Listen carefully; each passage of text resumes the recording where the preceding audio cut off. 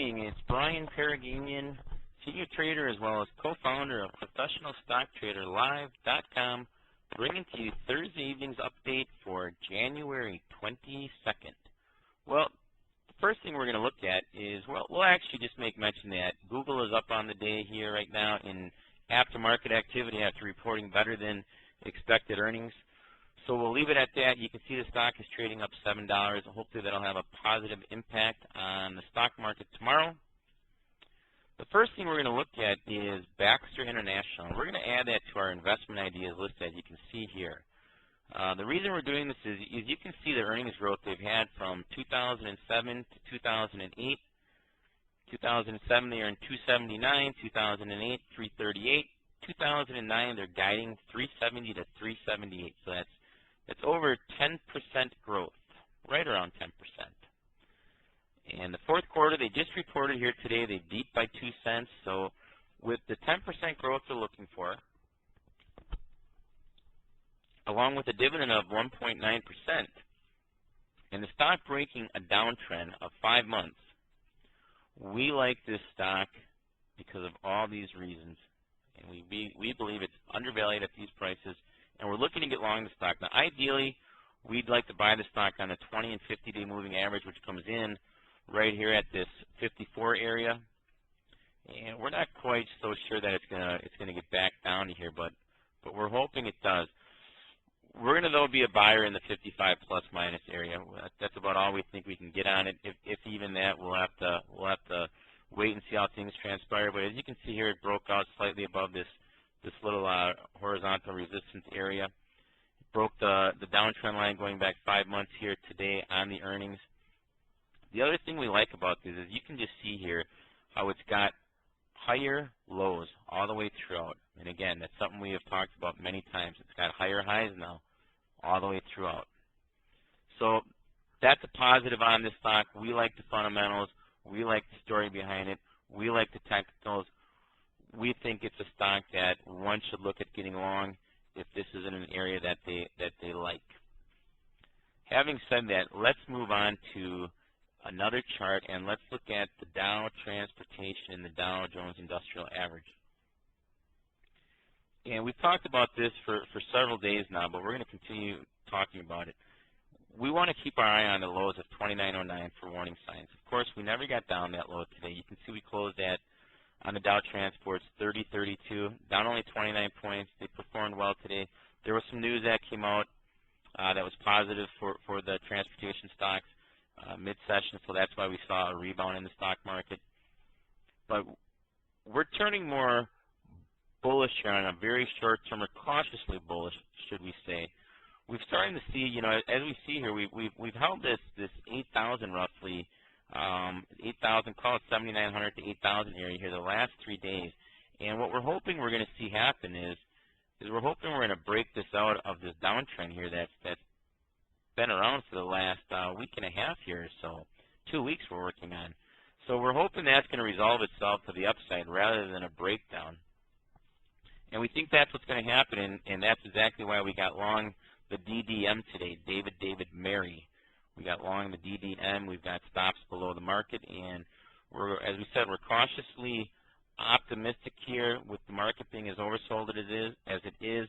We're looking for the market to break out of this downtrend and have it really back up into this 8,500 area for starters. At that point, we'll reassess things and take it from there.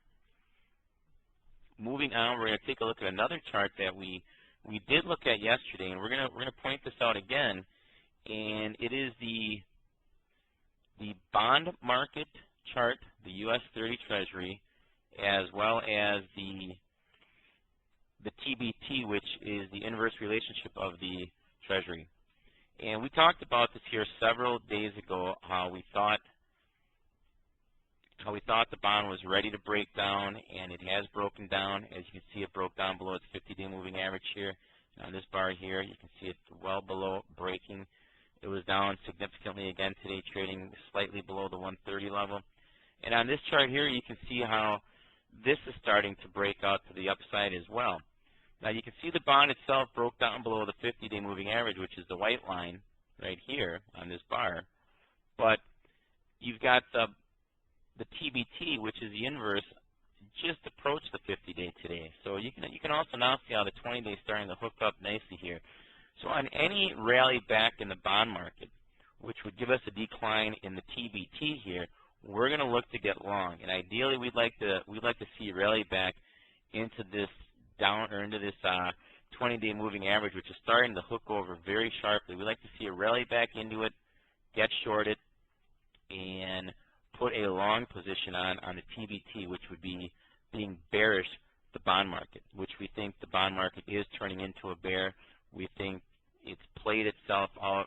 There's not much value being long the Treasury, and we think that these are the beginning signs of things to come for the stock market, good things to come. As the bond market continues to break, we think that's going to lend support to the stock market.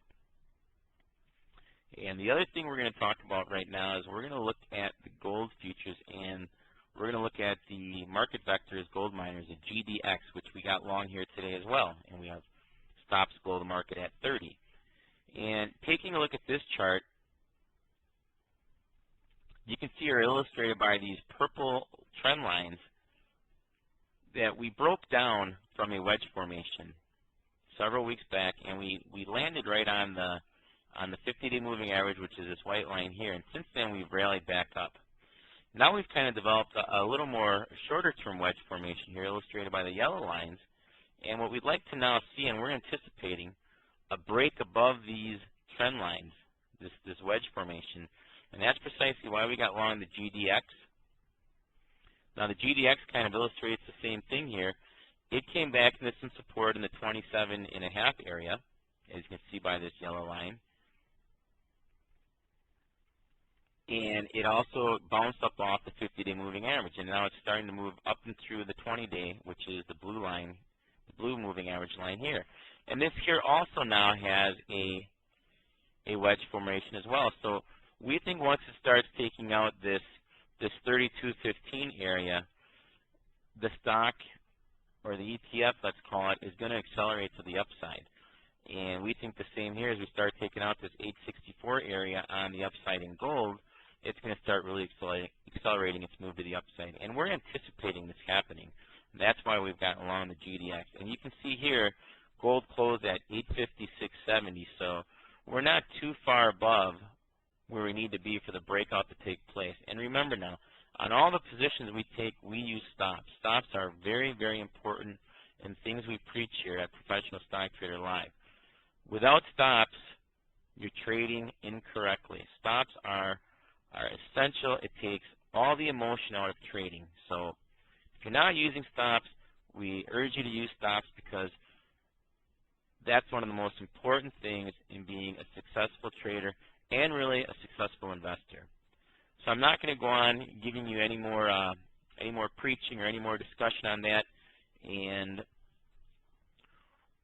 we would like for you to join us in the morning and watch our live webcast if you're available. We've got a lot of great things we talk about, very informative. We take your questions. So if you have time, we welcome you to stop in tomorrow morning at 8:20 and join us. And if you don't, we hope you enjoy our nightly updates and our alerts that we send out for swing trades.